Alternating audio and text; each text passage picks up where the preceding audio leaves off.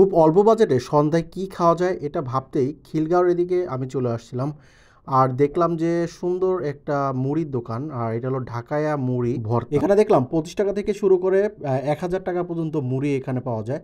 আর তার সাথেও দেখলাম দই ফুচকা আছে, মোমোজ, বার্গার, মানে আদার যেই ফাস্টফুড আইটেম আছে ওইগুলোও ছিল এই দোকানে। তো এখানে মাসালা মুড়ি, ডিম মুড়ি, কালো ভুনা, মুরগি, তারপর ফুল হাঁস দিয়ে যেটা, ওইটা 1000 টাকা। তো যাই হোক, আমি যেহেতু ফার্স্ট এসেছি তো আজকে মাসালা যে মুড়িটা ওইটাই দেখি ট্রাই করে, তারপরে আমি একটা একটা করে মাঝে মাঝে এসে এক একটা ট্রাই করব।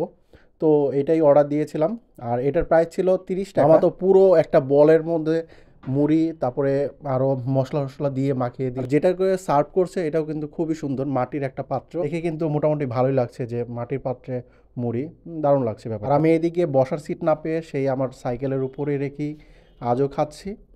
তো দেখি মানে মুড়িটার প্রাইস 30 টাকা অনুযায়ী, আর ওরা যে মশলা দিয়েছে টেস্টটা কিন্তু খারাপ না, মানে 30 টাকা অনুযায়ী এটার টেস্টটা ভালোই আছে।